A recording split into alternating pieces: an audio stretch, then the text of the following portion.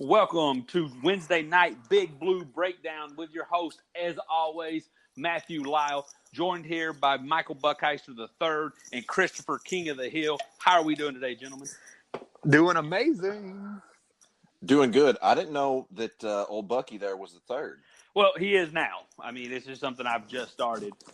So it's sticking? Yes. It's stuck. I mean, there's no sticking. I like it. He once wrestled a koala bear with his bare feet. I mean, there's no arguing that he is now Michael Buckheister III. While pushing a shopping cart in Hobby Lobby. Absolutely. See, I can't dispute.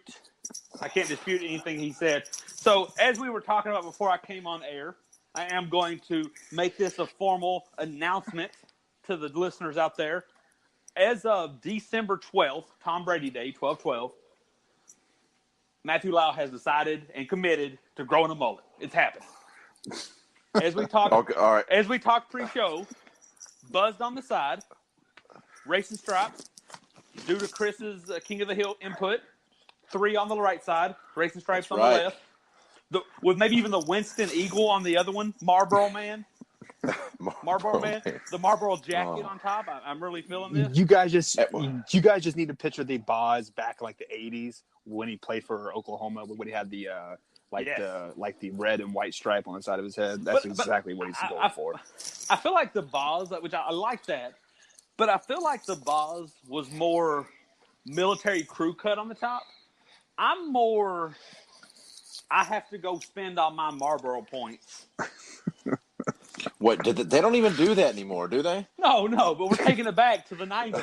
You know, Man. I'm gonna go spend all my Marlboro points while I'm waiting in line for Black Friday shopping.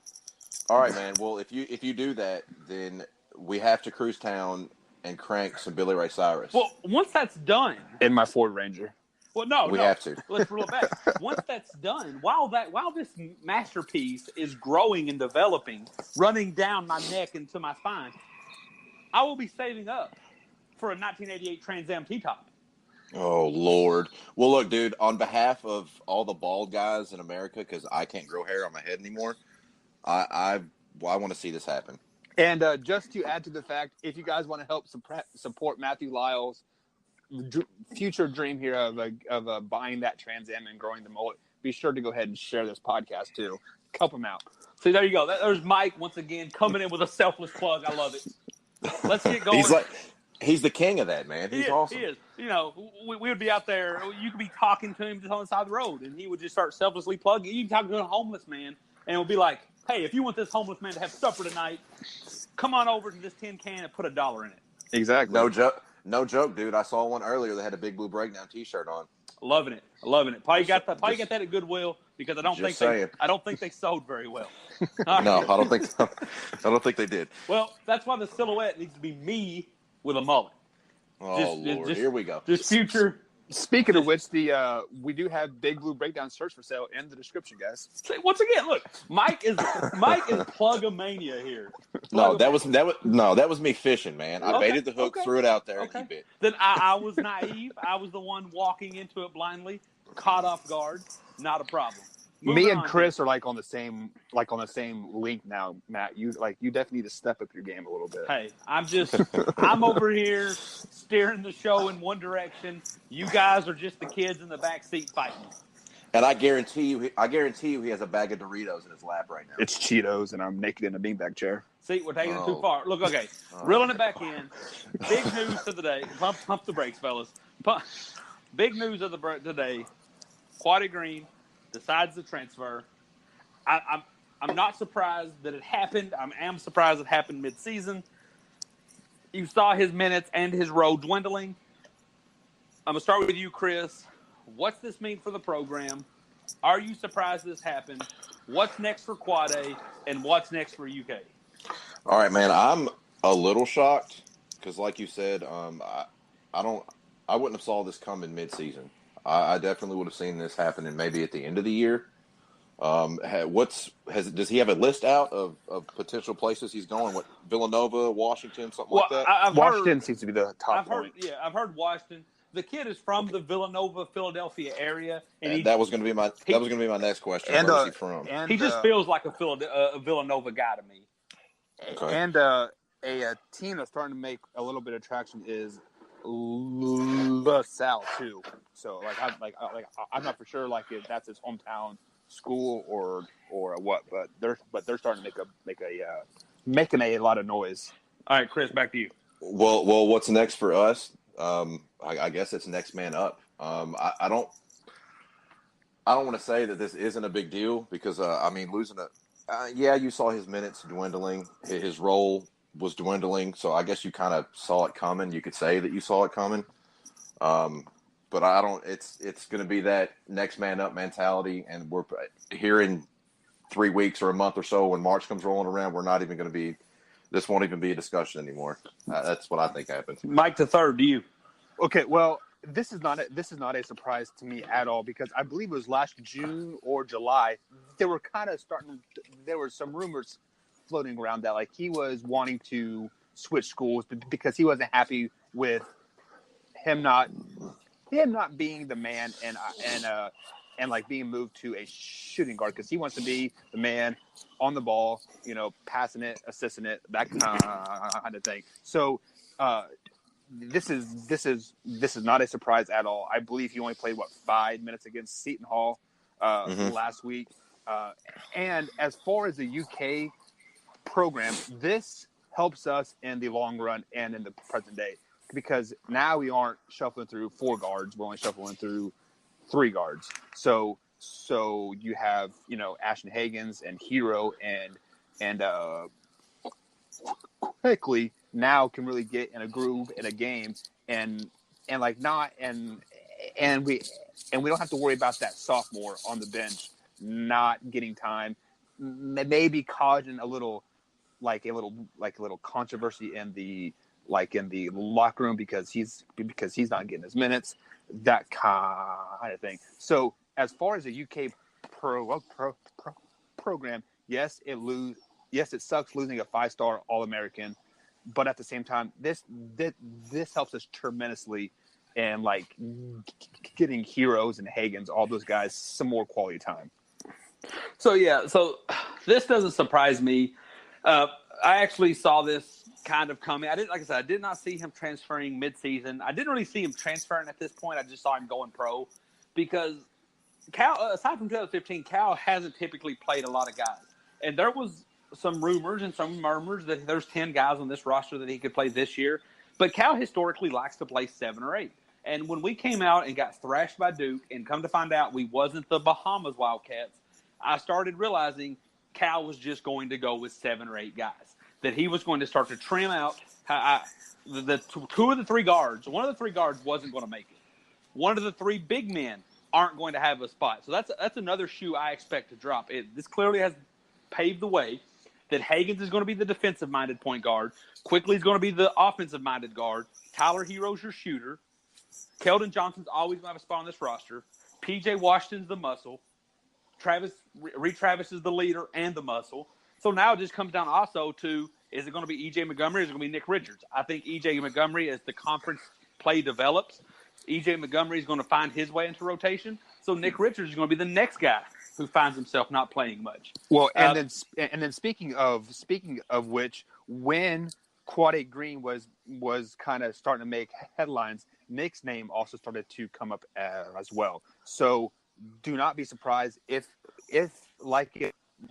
Nick doesn't go pro or attempt to go pro, he could basically almost assure he will not be back in a UK uniform next year. I have to disagree with you on that, Mac. We'll get to that point after I finish wrapping up the segment there. I think Quade does find himself in either Washington or Villanova, just to kind of a gut feeling. I have heard Washington.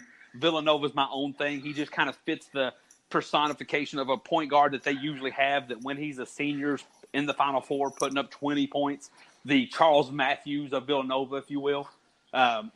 Also, I'm just glad Rick's gone. Rick's gone out of Louisville, because this is the type of guard Rick Pitino would have wanted at U of L, and that would have killed me as a Kentucky fan. As to Chris's point, as far as Kentucky's going, I think we'll be fine. I think this will trim down to that 7-man rotation Cal wants. Now, Mike, to your point on Nick Richards, the reason I'm going to disagree with you on that, I think Cal was okay with Quade leaving. Cal's going to at least bring back 2 guards next year from this team. He's bringing in 2 additional guards next year from high school ranked. That backcourt was already getting kind of crowded. But big men-wise, Reed Travis has to leave. P.J. Washington's probably gone. I imagine E.J. Montgomery has enough potential. He's going to be gone. He's not bringing in very many big men next year. He needs Nick Richards to stay. So don't be surprised if once we wrap up this season, if Cal doesn't turn on the old recruiting charm to number 4, who's already in a blue and white uniform. I think he needs him to stay because with us missing out on Wiseman, with us missing out on Curry, with Reed Travis being a senior, and with PJ all but gone, we kind of need that 5. There's not many out there. And then also, just to add to your guys' point, he is transferring now, so basically he does not have to set out a full season like the next year. So like say he were to play like all year up until March, he would not be eligible to play the whole next basketball season. Now he is able to play next January in a Washington Husky uniform. So you're confident you think he's going to be in purple and gold next year? Well, everything makes sense because before he came to Kentucky, he was being recruited heavily by Syracuse, and then that Syracuse assistant coach that was going after him really hard is now at Washington. The reason Washington just doesn't make sense to me is because I think there was some when UK did that little documentary last year. There was some hardships that never got said, but it got alluded to. That Quade's family was pretty far from his family, who I think is from Philadelphia. Yeah, he's an East Coast kid. Yeah. So Washington's that's tripling the miles that he already had to put on it. Yeah. I think the word's already got out. The feeling's already there. Quade's not in any mock draft this year. He's not in any mock draft next year. I think that he's made peace with the fact that he's probably a 4-year player, maybe even a 5-year if you count the transfer. I think he's made peace with that, and he's preparing to play these final couple of years, and why not do that at home? And Villanova is going to be the perfect place for it. It could be LaSalle, perhaps, Mike. It could be one of those other Philadelphia, Pennsylvania, East Coast schools. But for me, Villanova just really jumps out. Chris, if you had to put a prediction in it, you had to put a uniform on him, who are you putting on him?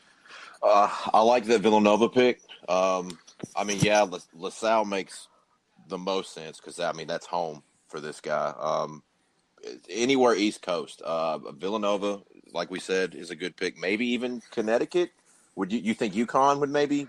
Or even Syracuse. Even Syracuse. Syracuse could be in that. Syracuse could be one, but I think a lot of kids, which not to go down another rabbit hole, these kids are young. They only remember a certain amount of time. A lot of these kids don't remember Kentucky pre-Cal. A lot of these kids don't remember Syracuse back when Carmelo was there winning national titles. They remember Villanova winning 2 of the last 3 years. Right. And I think if you have an opportunity, as much as I hate it, because I don't like anyone leaving us and bettering themselves, not to that degree. I'm okay with you having a better career, you're playing better, putting up better numbers, but I don't want you to hang a banner and say this was the best decision I made. But Villanova just seems right. He just seems like that guard, that senior leader guard, that in 2 years we're going to be watching the Final Four, and hopefully Kentucky's in it. Maybe we're even playing them. And he's that 28-point-a-night guy. I could be way off. He could be in Washington. I just think he's going to be so far from his family. His playing time's just going to – yes, he will be there, but, it's just going to – he's going to become obscure out there. People's not – Washington had the number 1 pick in the draft 2 years ago in Markelle Fultz, and they still weren't on primetime TV. Okay, just to kind of maybe reach a little bit here, I am on Quade Green's Twitter right now, and he says family first. And, then he tags a PSA Cardinals. This PSA Cardinals is a pro scholarship athletics. I'm really not for sure what they do, but they basically they help players get to scholarships and that kind of thing. And then I went to their page and they have a bunch of Seton Hall stuff on their page. So Seton Hall may not even be a far reach either, because I believe they're from New Jersey, right, New York area, which is not too far from Philly, maybe an hour and a half, 2 hours. So, I mean, could be. Yeah. Well, you could also throw. You could throw schools like Duke and North Carolina in the hat too, because it's it's right there. No. You don't think so? No. Now you're starting to get on there.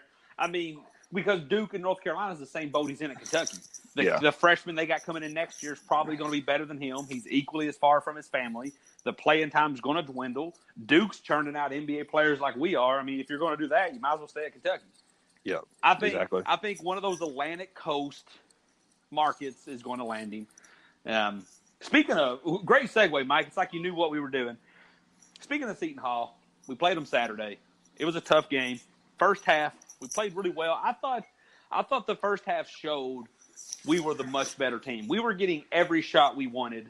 They just weren't falling. We were able to kind of stop their main offensive guy, number 13. I've drawn a break. Remind me on his name, Mike. Miles Powell. We was able to shut him down for about the first 20 to 25, maybe even 30 minutes. Second half, kid goes nuts. He's hitting anything and everything. Doesn't matter if Higgins is on him, PJ's on him. Even hits what at the time appeared to be a game-winning double, triple clutch 3-point shot while stumbling backwards. Keldon Johnson saves us, has 2 points until that final second. Hits a half-court shot, sends us to overtime. Looks like we have life. Miles Powell's still the hottest thing walking. We kind of dry up down the end. Cal doesn't call a timeout. Well, let me take that back. One of their other players hit a big three-pointer to take a 1-point lead after Ashton Higgins missed some free throws. 9 seconds left. We're bringing the ball down. Cal doesn't call a timeout. It's a complete mess. We end up taking a horrible 3 when we only needed a 2. We end up losing by 1 point. Final score, 83-84. Like I said, lose by 1 point. Mike or Chris, let's start with you. Give me your thoughts on this. Well, like you said, that first half, man, I thought we played great. That first half team, you saw the potential of this team. We weren't getting our shots to land.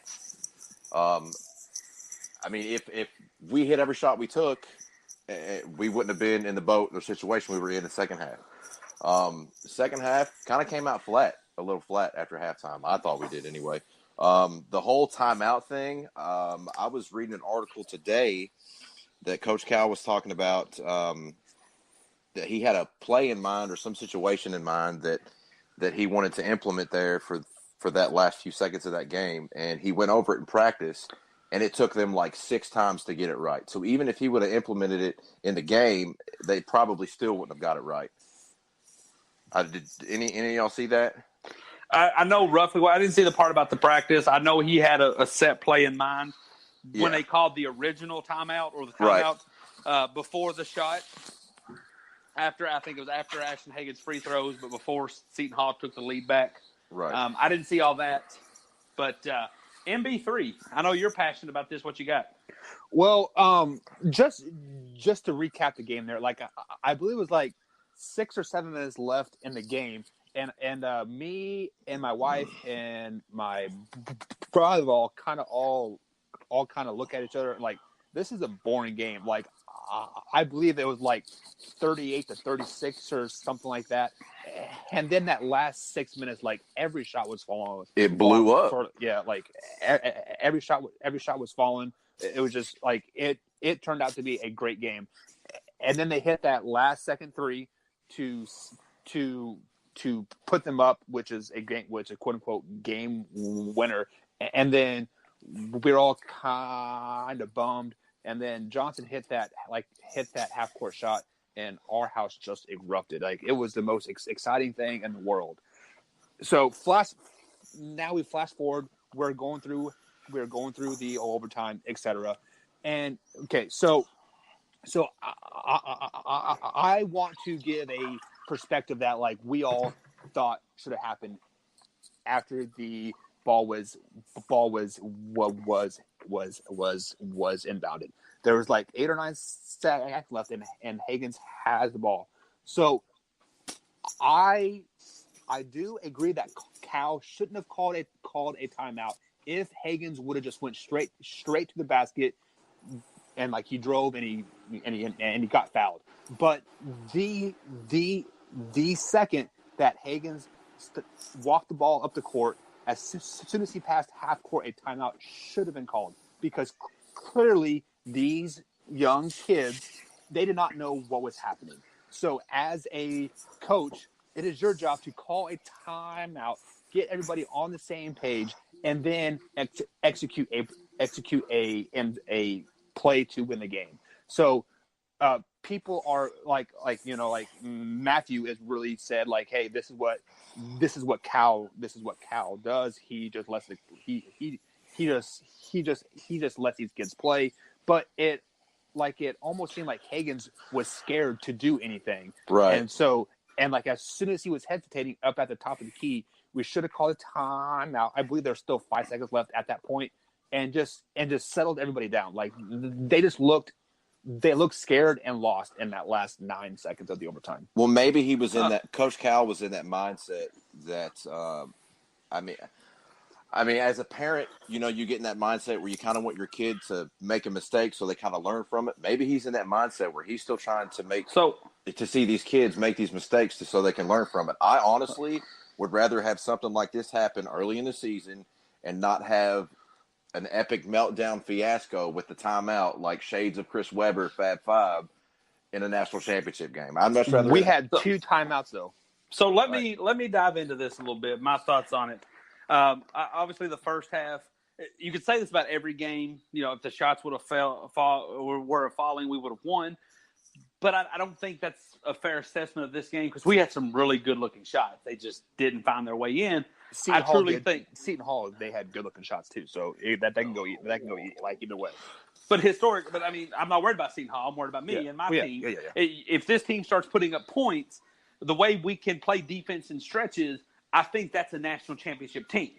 So it was, considering where we were a couple weeks ago, it was very refreshing to see our offense have some purpose, to see that when the ball got passed from one player to the other, it didn't stop there and get caught in confusion.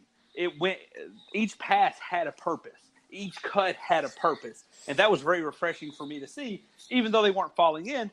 I think this is just a part of the growth.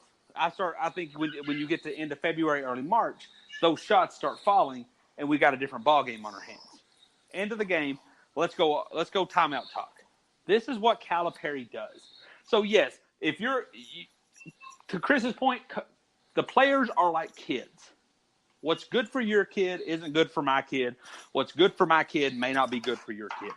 Cal has these young players, and he has to have teachable moments. Yes, he could have bailed out Higgins, who should, by all intents and purposes, should be a senior in high school right now. Yes, he could have bailed out Higgins.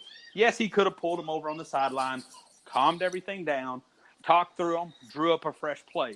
But what are they learning from that? Yeah, they would get a cheap win against a decent team in a neutral site, or you could just let them figure it out.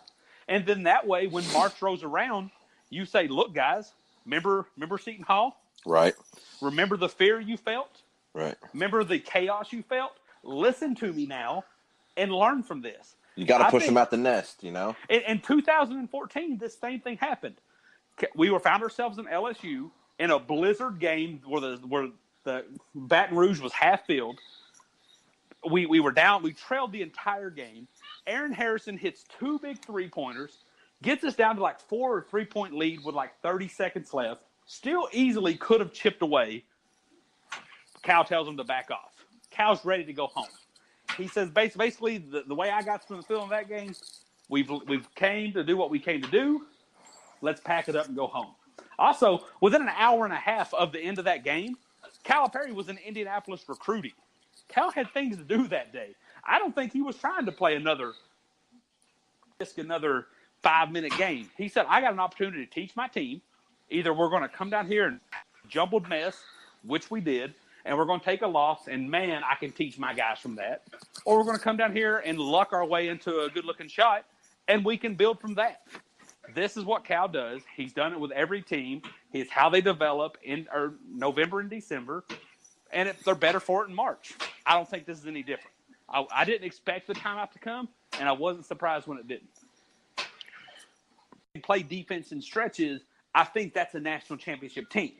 So it was, considering where we were a couple weeks ago, it was very refreshing to see our offense have some purpose, to see that when the ball got passed from one player to the other, it didn't stop there and get caught in confusion. It went. Each pass had a purpose. Each cut had a purpose, and that was very refreshing for me to see. Even though they weren't falling in, I think this is just a part of the growth. I think when you get to end of February, early March, those shots start falling, and we got a different ball game on our hands. End of the game. Let's go timeout talk. This is what Calipari does. So yes, to Chris's point, the players are like kids. What's good for your kid isn't good for my kid. What's good for my kid may not be good for your kid. Cal has these young players, and he has to have teachable moments. Yes, he could have bailed out Higgins, who should, by all intents and purposes, should be a senior in high school right now. Yes, he could have bailed out Higgins. Yes, he could have pulled him over on the sideline, calmed everything down, talked through them, drew up a fresh play. But what are they learning from that? Yeah, they would get a cheap win against a decent team in a neutral site, or you could just let them figure it out. And then that way, when March rolls around, you say, look, guys, remember Seton Hall? Right. Remember the fear you felt? Right. Remember the chaos you felt? Listen to me now and learn from this. You got to push them out the nest, you know? In 2014, this same thing happened. We found ourselves in LSU in a blizzard game where the Baton Rouge was half filled. We were down. We trailed the entire game. Aaron Harrison hits 2 big three-pointers, gets us down to like 4 or 3-point lead with like 30 seconds left. Still easily could have chipped away. Cal tells him to back off. Cal's ready to go home. He says basically the way I got from the feeling of that game, we've came to do what we came to do. Let's pack it up and go home.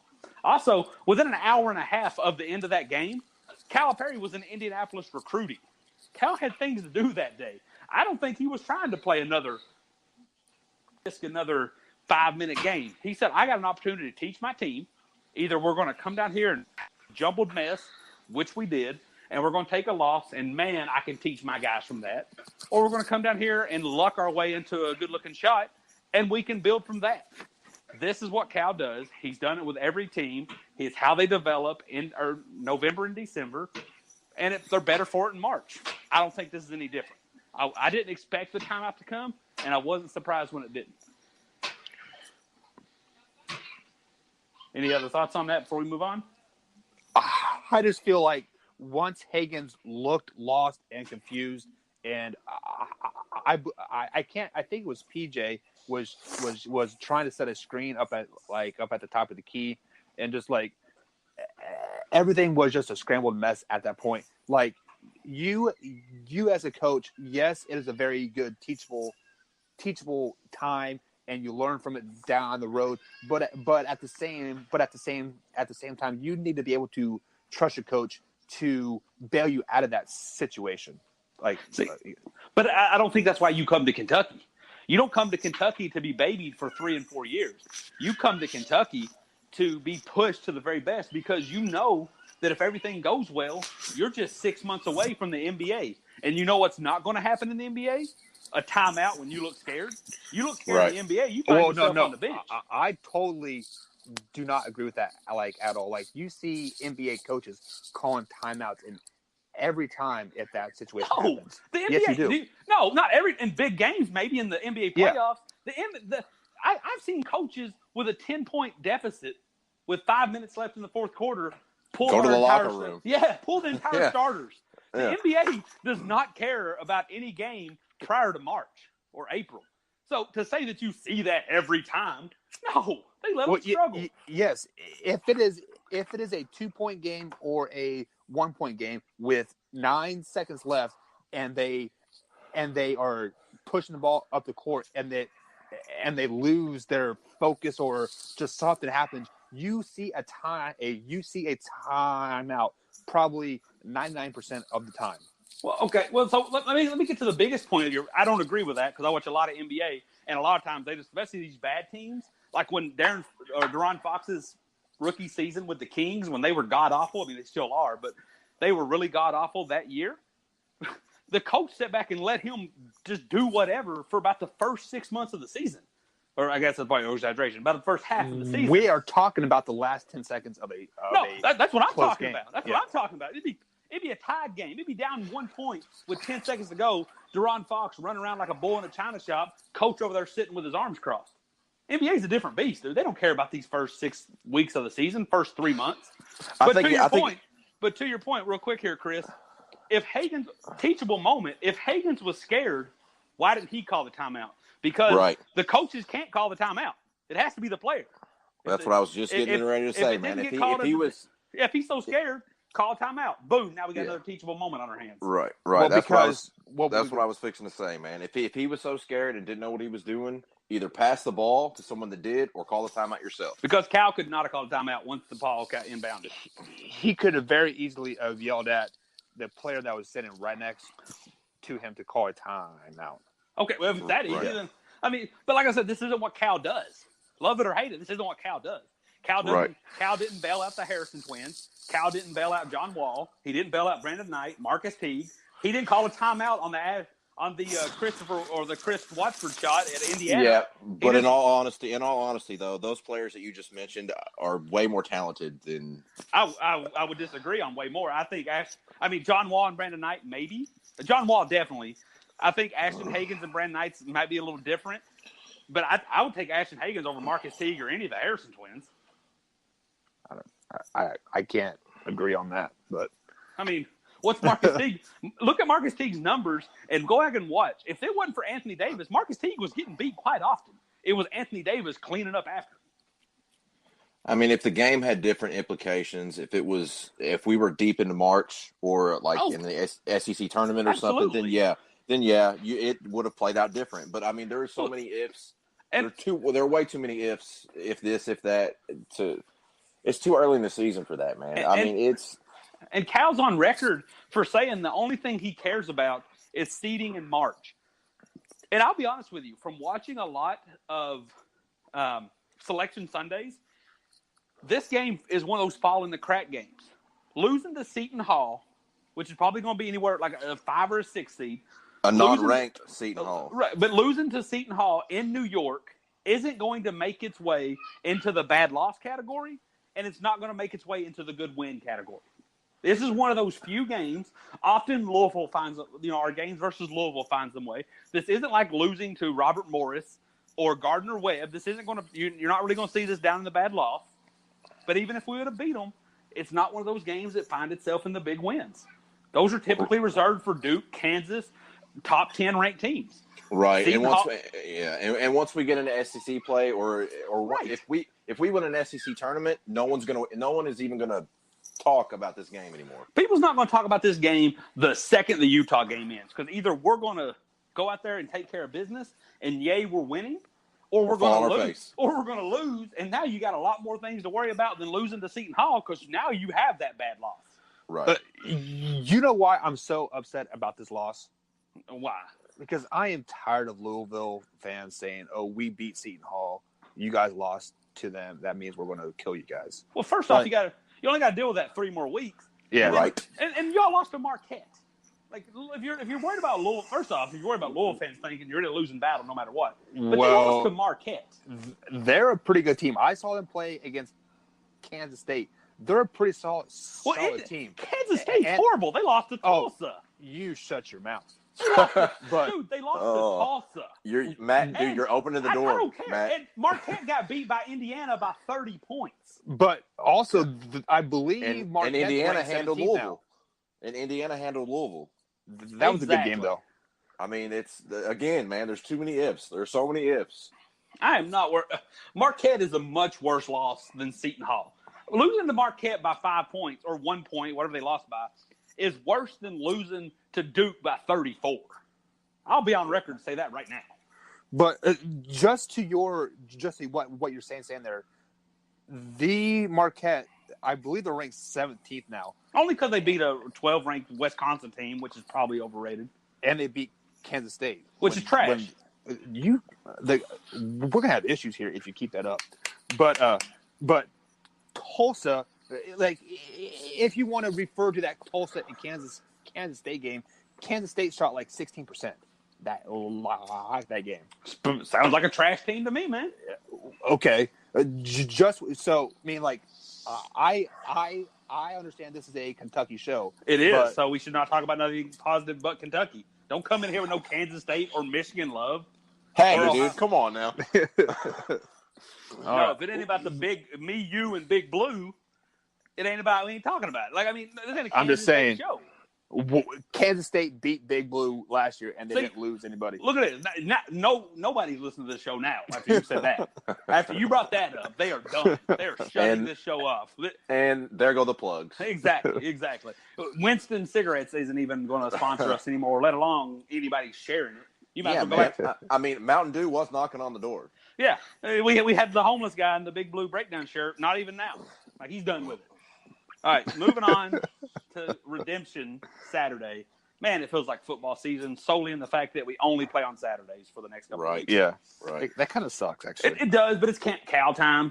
Yeah. It's just kind of – and on a side note, I think that's one reason that, like, it's kind of hard for fans to really get running this season, because typically by this point in the season, we'll take anything. Typically by this point, our football team has collapsed. Typically by this point, we got slacked by Tennessee, slacked by Louisville, slacked by Georgia. Typically by this point, we'll take anything good, whether it means a 2-point win versus UNC Greensboro. But I think we've been spoiled. I mean, Mike, we talked about it, the great soccer team that we had, the great volleyball run, our football team on the cusp of greatness. Our baseball team. I'm using that term silly. I probably shouldn't say greatness. We're not on Alabama's level. But for our standards, we're on the edge of something really good and something that will catapult our program for the years. I even saw the archery team was ranked first. Exactly. In the nation. And I think we won an archery title last year. So it's just kind of one of those things that I saw somebody post that after we lost to Tennessee, UK Athletics went on a 24 straight winning streak, just the total athletics. Nice. And I think we get spoiled. So when our basketball team does kind of what they do every year, they just come out the gate kind of struggling, trying to find themselves. We're so spoiled, we don't want it. Right. You know, and I think that's why it's so weird. Because on the Seton Hall game, I think whoever was doing the game, he made a reference that, it didn't really feel like basketball season. It didn't really feel like there was the normal Kentucky hype, or he made something along those lines, or maybe it was somebody at the halftime. That was like because for the first time probably in at least a decade, we're hooting and hollering about the football team. Yep. Let us enjoy that. And now we're back in the basketball team, and we expect to be dominating, and we're not. So I think that's why there's a little disappointment. But I think we could all agree, no matter what you thought of that Seton Hall game, no matter what you think of this team, none of us would be shocked if we find ourselves in a Final Four. No, not at all. Nope.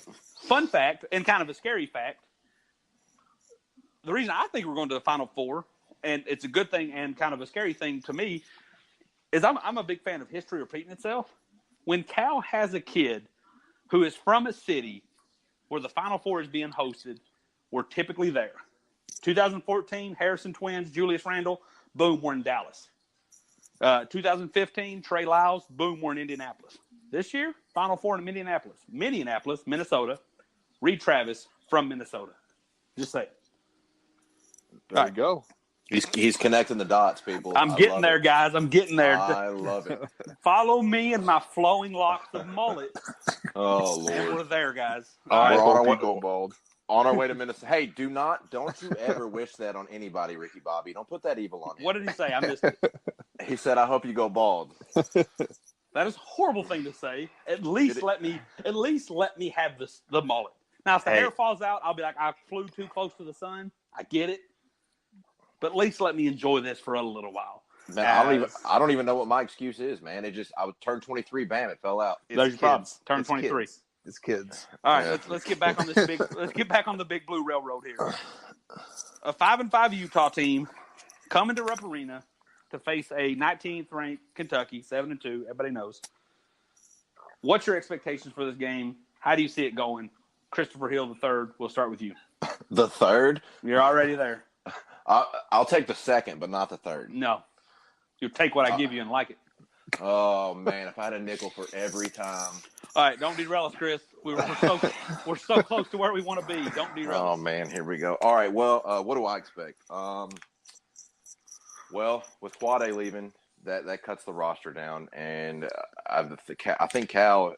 I mean, he's probably before the Seton Hall game. I'm sure he's got his 7 or 8 in mind. He's going to stick with them. If we play this game like we did the first half of that Seton Hall game, then we shouldn't have an issue. I mean, yeah, Utah's 5-5, and we could be like, oh, they're trash, they're garbage. We're going to blow them out. It's a home game for us. We should blow them out. And that's what I expect to happen. This game should not even be close. This needs to be a big bounce back. So this time next week, we're talking about a Kentucky win, and we're not even worried about that Seton Hall game. Mike, That's what what say you? That's what needs to happen. Oh, you got more? You got more for us? No, man, let it rip. Okay, Mike, so Utah has eight freshmen on their team, 1 senior, and I think 3 juniors. So they are a fairly young team. They are 5-5, just like what Matthew said. I believe they're only averaging 60-some points a game. What I expect from this game is I expect our guard play to finally step up to that high college aspirations that we saw them all being in March, late February, March, and April. So now you have Hero, Higgins, and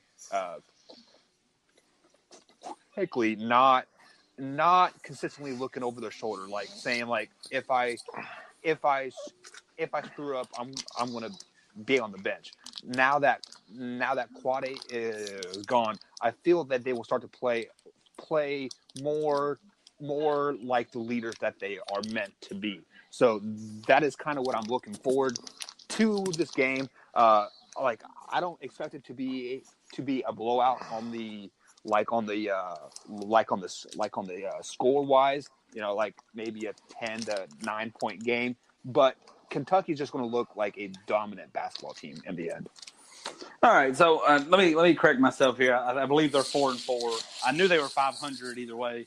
Yeah. But one thing I'm a little scared about, based on Mike's transitive property, Seton Hall beat Kentucky. Louisville beat Seton Hall. Marquette beat Louisville. K-State beat Marquette, or did they beat them or lost? Either way, Tulsa beat K-State, and this Utah team beat Tulsa. By that thinking of Mike, we are doomed. But all jokes aside, You lost me. You lost me after the second game there. It's fine. It's fine. Just know that the team that beat Mike's beloved K-State, Tulsa, got beat by Utah. That's all you need to know, Chris. That's all you need to know. This game's not going to be close. That's what y'all need to know. It's not even going to be close. I caution you to pump the brakes on that, Chris, because I love where you're coming from. I'm not pumping anything, big guy. But I don't think this Kentucky team, and hopefully I'm wrong, but I don't think until January we're going to see this team blow out anybody. And I don't think that's a bad thing. I just think we're young. Somebody's got a kid crying. I think when we get a 10-point lead, we're going to start to flack up. So we might come out the gate, get an 18-6 lead. Next thing you know, it's 18-14. Now, next thing you know, it's 30-20. Then it's 35-30. So I think it's going to be one of those things where we're in control the entire game. You never really feel like you're going to lose this game, but you never really put Utah away either. Right. And I just think that's what December and January is going to be for these kids. I think there might become a time in February where they start trying to put things together. They start going on a little bit of a run. Life's good, but right now, to say we're going to blow somebody out, I'm just not confident in that point because I don't think we've developed that killer mindset where, hey, we got you down by 14. There's 2 minutes left in the half. Let's get this to a 20-point lead. Because to go back to the Seton Hall game, we had a nice little lead until like the last 2 minutes of the first half. And then it's no longer an impressive lead. So I think that's what you're going to see of this team. Utah's not that good of a team. I like Kentucky in every position to play much better than they do in any way. But at the end of the day, I don't think Kentucky has that killer instinct to put them away yet. But I do think they get a win. It'll probably be double digits once you take in all the fouls and all the either teams like this either go away in the final 2 minutes of the game or you give them a chance and they start fouling almost like that UNC Greenboro team. But I still think Kentucky's going to win by 10. All right, well, let's throw this out for the record and for people that are out there listening in Radio Land. Matthew, you got Kentucky winning by how much? I'm going to say anywhere from 8 to 12. 8 to 12. All right, Mr. Buck Nasty III, you got Kentucky winning by how much? Love that name. It is right around there. Like, I think it's going to be about 10 to 9, like 9 to 10 point range. Okay, well, my guess would be 12. So me and Matt are rowing the same boat. Well, then where did you come from blowout land? In basketball, when I hear blowout, I think about 30. No, man, this ain't. They're not the Golden State Warriors. I mean, 12's that's a pretty good win. Golden State Warriors is a first-round exit team. You know, we're not getting into that, Mike, because you're wrong once again. Oh man, I was fixing to say all you're doing is kicking the door wide open for this. Right. All you're doing. Once I get going, like we're not going down that rabbit hole. I'm not going to let you take us there, Mike. But I think to your point, Chris, I think we've other than the games we've lost, ironically, every game we've won has been by more than 10 points. And I don't know, other than just a handful, maybe that Monmouth game. Maybe the North Dakota game. I don't know if fans would give you a consensus vote that those were blowouts. Yeah. So to say 12 I think a points blowout, I think 20-plus points. I do too, Mike. Yeah. And no, it doesn't have to be what Duke did to us. It doesn't have to be number 2 versus number 3. Why do you have to keep opening that wound? Look, the more we admit it, the more we look at it and said, yes, this happens. Yes. It doesn't make it feel any better. It's not going to feel any better, Mike. It's not going to feel any better, Chris. It will make it feel this much better when we beat Duke in the Elite Eight. I'll take that. I'll buy that. I'll buy that for $1. All right. No, it's not for sale for $1, but I'm glad to see you're buying it. So I'm going to kind of wrap up the show here a little bit with some light questions, typically quick responses, not getting too deep. Chris, what's your Final Four look like this year?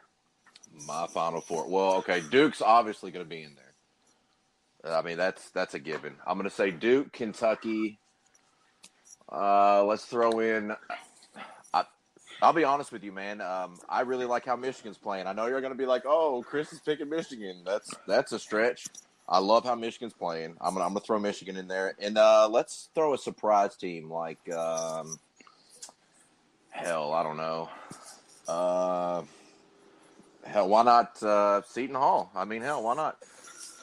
Well, I mean, it sounds like Chris is clearly trying to get us on some kind of redemption tour. So, okay. No, man, not at all.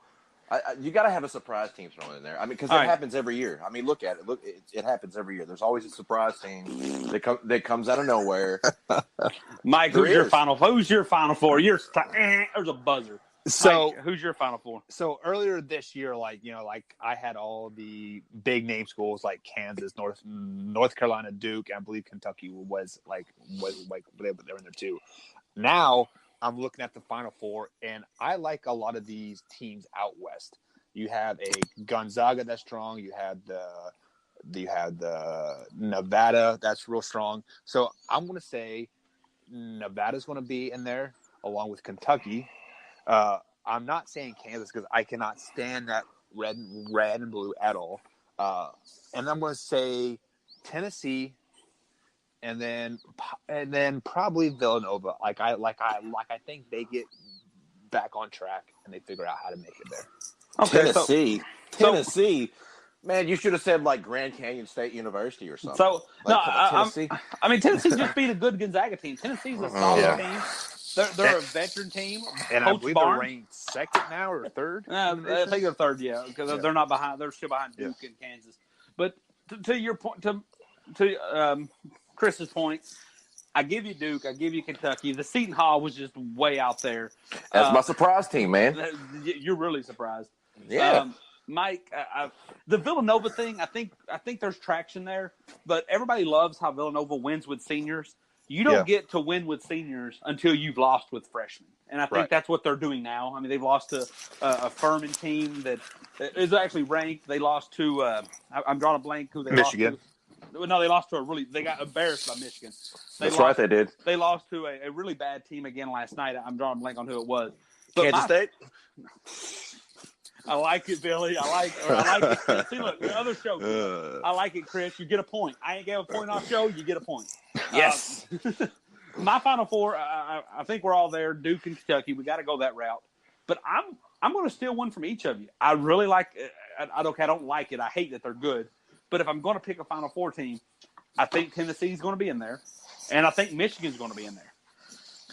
So, and like, just also, like, you guys got to watch out for Auburn. Like, I watched them play last week or maybe 2 days ago. They are a pretty well-coached, solid team. Yeah, Bruce Pearl. Yeah, he's doing some good things down there. I've actually thought about this quite a bit. So if I want to show you that I'm thinking the same thing you are, Mike, when I actually look at my Elite Eight, I think your Elite Eight is going to be Duke versus Auburn, Kentucky versus North Carolina, Tennessee versus I'm drawing a blank on who I had there, and then I had Michigan versus Kansas. I think that's going to be the Elite Eight. I think there's going to be one surprise team in the Elite Eight. Maybe that's where you can put your Villanova or your Seton Hall. But I could easily see that Duke-Auburn matchup. I just think teams like Gonzaga and Auburn are good, but when they get to that Elite Eight, They kind of hit a wall. I think so, and I'm afraid that's going to be Kentucky's fate. But with me being a fan, I'm going to give them, of course, the benefit of the doubt. Speaking of a wall, watch out for like Duke. There are chinks in their armor, and I think in March those chinks will become big holes, and I can see them losing in the Sweet 16. That might have been offensive. I don't know. I don't know, man. As long as Zion is driving that train, they're okay. So, Zion is only good when he's in the open court heading to the rim. Let's not turn this into a Duke show, but let's not forget either that he's a man who's skilled by athleticism. Yeah. Duke gets hurt. That's a different story. That's a different game. And I'm not obviously you could say it to everybody, but I think there's certain players out there, if they tweaked an ankle, if they pulled a hammy and they kind of battled with it, they battled with even cramps, that I think that they're a good enough player, they're a good enough shooter that they could deal with it. Zion, even if he's cramping up, I think you lose a lot of his talent. And I believe every game of Duke that I've seen, he has had four plus fouls with 5 or 6 minutes left in the game. Well, I think that has a lot to do with them because they have so many powerful big men. They got to kind of often put him at bigger positions. Yep. So we're going to go through a couple of quick rounds here. Just need a couple of one-word answers from you. When the tournament starts, what seed are we, Chris? 3. Mike? I would say as high as 6, as low as 9. Ooh, don't have as much better than 6. Who is the right now? Who is the best team in the country, Chris? Duke. Mike? Nevada. Ooh, okay. Close the show with our favorite segment here, or my favorite segment here. Basically, Chris, what we do, and I'll let Mike go first to kind of show you what we do, is real quick, I'm going to go through our remaining schedule. After every show, I'm going to do this. And basically, it's going to be a living organism of what you've seen, what we did last week, and you basically, all you got to say is one thing or the other, win or loss. And we're going to just kind of see, basically it's just to see where your guys' opinion of the team and the program flows throughout the season. And with us losing to Seton Hall, I think it's a good show to have us both on. Mike, we're going to start with you. Quick one-word answers, win or loss. We're going to start here with Utah at Lexington. Win. Utah, win. Go. Win. North Carolina. That's going to be a loss. Louisville. Win. Bama. That's at Bama. At I'm Bama. still going to go with the win on that one. Texas A&M. Win. Vanderbilt. Win. At Georgia. That's one's going to be a loss. At Auburn. Loss. Mississippi State. Win. Kansas. We better beat Kansas. I hate KU. At Vanderbilt. I think that one's going to be a loss as well. Vandy's good at home. At Florida. Loss. South Carolina. Win. Oh, I'm sorry. It was at Florida. Yeah. South Carolina. Mississippi State. It's at Mississippi State. That one's going to be a loss as well. LSU. Win. Tennessee. At home. I have us losing to Tennessee. At Missouri. Loss. Auburn. I think that one's at home. So that one's at home. That one's going to be a win. Arkansas. That's a win. At Tennessee. Now we're getting into March, aren't we? Yep, March 2nd. At Tennessee, that's going to be a loss. Ole Miss. At Ole Miss. That's a win. And Florida. That one's going to be a win as well. All right, so if I'm not mistaken, I think I have you at 24-7. 24-7 is our final record. Sound about right? Yeah, I gave us a extra loss from last week just because we struggled last week. Okay, yeah. So actually, I just counted the 7 losses you gave me. So that would have us being 22-9. Yeah, considering the 7 losses you gave me and then the 2 we already have. Right. Which, with the SEC being as good as they are this year, with that being a tough schedule, I still think you're right. I mean, you're echoing your own points, and I love the consistency of it because that is going to be about a 6 or a 7 seed, especially if we get the win versus Kansas and home versus Auburn. I think those are 2 impressive wins that'll have us being at that 6 seed. Chris? Wait, is that Kansas game that's not a neutral site game, is it? No, that's Lexington. Okay, gotcha. Yeah. So even though it is at Lexington, I mean, that's still hopefully their number 1 team in the country, and I'm only saying that because I want to beat the number 1 team in the country. Right. And hopefully Auburn's a top 5 team. So those are going to look good and keep us in that 6, and then hopefully we can come through and run through the SEC tournament and pick up a couple of solid wins down the stretch. Chris, you know the rules? I know the rules. All right, let's get started. Let her rip, Billy Ray. Utah. Well, that's a win. North Carolina at Chicago. Win. Louisville. Don't even ask me that. All right, at Bama. Win. Texas A&M. Win. Vanderbilt. Win. At Georgia. Win. At Auburn. Loss. Mississippi State. That's a win. Kansas. We're losing that game. Vanderbilt. Win. At Vanderbilt. That's a win. At Florida. Loss. South Carolina. Win. At Mississippi State. Win. LSU. Win. Tennessee. Loss. At Missouri. Win. Auburn. At home. That's a loss. Arkansas. Win. Tennessee. Loss. At Tennessee. Loss. At Ole Miss. Win. Florida. Win. So you have us 23-8. Yeah, we're dropping 1 to Florida this year. I see it happening. Where I'm at now, just to kind of go through this real quick, some losses. I'm just going to focus on the things I see being losses. I see at Auburn, at Tennessee, I have to go there. That Kansas game scares me. The game that really scares me, and we all talked about this, me and Mike especially talked about this being a trap game in the preseason, and now that they have a number by their name, is definitely scary. This Mississippi State at Lexington, because it comes right after we go to Auburn and right before we host Kansas. That's usually always a pretty good game. That really scares me. I never want to. I have basically 3 rules. And it's a Tuesday game, and historically, we aren't very good on Tuesdays. And it's 8:30. No, actually, let me see what time it is. It's a 7 p.m. tip-off. That's not bad. I don't like the 9 p.m. tip-offs. I hate those. I feel like we play sluggish. I feel like, we talked in the timeout session about Cal sometimes just wants to wrap this up and go home. When it's a 9 o'clock tip-off and there's overtime and it's already 12:30, I don't think Cal wants to play any longer. I think those guys are ready to go home. And speaking of that, we do play Vanderbilt on a Tuesday at Vanderbilt at 9 o'clock. See, I hate those. Yeah. Those are one, especially on the road. Especially, to that point, Mike, especially on the road. He goes into a place especially when it's a place that I think Vanderbilt's going to want to be those Seton Hall teams. It's not really going to show up as a bad loss, but it's definitely not going to show up as a good win. So it's just kind of one of those ones I don't think Cal cares about. My goal every year, and maybe I'm spoiled by Cal, but I try to keep it high hopes, but somewhat realistic. I don't want to lose at Rupp. I don't want to lose to Louisville. and I don't want to lose in the month of March, which basically means we win an SEC title and we at least make it to the Final Four. Everything else is just hope. Undefeated season, national championship. I mean, those are just hopeful things, but there's a must. I can't stand losing in Rupp because I don't think our crowd lends it to much losing at Rupp.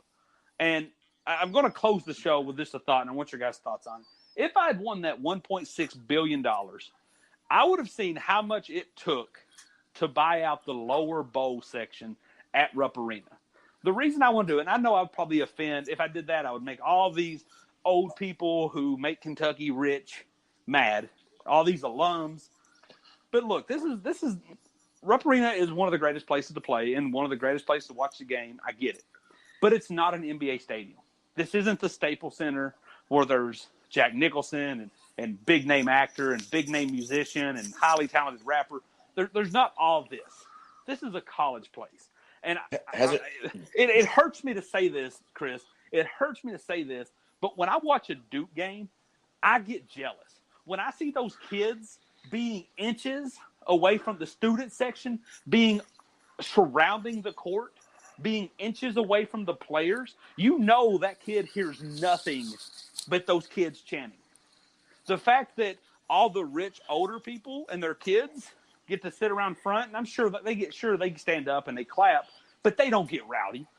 And if the game's not interesting, like to Mike's point about the Seton Hall game, had that been at Rupp, most of the fans on the court side would have been texting, looking at Twitter, looking at Instagram. I want the crazy kids who probably don't even care about basketball. They just want to act rowdy and win some games. And be seen on TV. Yeah, and be seen on TV holding a silly sign and looking ridiculous. I want that to surround the court.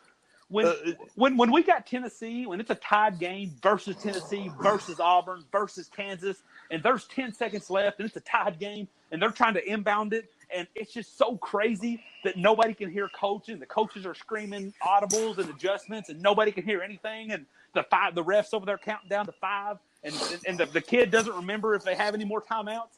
That's what I want. Yeah, and speaking of which, that Cameron Indoor Stadium only holds like 8,500 people, I think, and I think Rupp is up to like 25,000. Yeah. So just put that into perspective, like so. Yeah, I just Googled it real quick, Mike. It holds 9,314. And I'm sure that's if every butt was. Because let's be real, a lot of those upper seats are like high school, where there's a number 11, and then a foot later there's number 12, and then a foot later there's number 13. And in theory, 3 people could sit there, but let's be real, no 3 adults are going to sit in that spot. So, yeah, I mean, I get what you're saying there, but yeah, that's just what I want. I want that. I went to the Mississippi State football game, and it was wild. And I went to a basketball game, and it was a preseason basketball game. It wasn't no reason to be hype. I get it. But they were texting. The 2 fans next to me were trying to rate the players on who was the hottest. I mean, it just I want – and I get it. The people who pay these big fees and who make these big donations, they're the ones that get the good seats. I get it. They are just there to be seen at the end of the day. That's where the rich folk go, is to be seen at the college basketball game. That's right. But all right, Mike, we have taken our time. Anybody else got any quick closing thoughts? Chris, go ahead, man. I mean, to kind of piggyback on what Matt was saying, I mean, yeah, dude, it would be cool to have like a Cameron Crazies type section or whatever to be right on top of the court. I mean, yeah, that would be awesome. But go to where Duke plays and go to Rupp and look up in the rafters and count the banners. I mean, that should intimidate anybody to realistically. A banner is not going to scare me. It's that fan being 6 inches from me and their fingers just going crazy in my peripherals. That freaks me out. Yeah, I'm right there with you, Mike. I mean, the banners are a nice touch to when undersized teams come in or when you're recruiting. That's what that's for. But when you're number 1 or number 2 in the country and you're hosting the other number 1 or number 2 team in the country, you want that to be crazy. And those guys don't, those guys will be in the pros next year. They don't care about the banner you won in 98 or 2012. They just care about the people screaming at them. And Tommy and Gertrude on section 13, 3 rows back, enjoying their ice cream on Twitter isn't really affecting their shot. And y'all totally just pissed on my fire. Thank you. You're welcome. Good. Banners mean nothing when you're playing a game. Right. Now, like I said, I'm all for banners. They mean everything on every other day other than game day. But on game day, during that 40 minutes, I'm gonna need a little bit more. But that's it. Big Blue Breakdown on 12-12 show. MB3, Michael Buckheister the third. We got Chris King of the Hill, and we got Landshark Lyle and the Mullet Man tuning out. Catch y'all next week. Go Cats!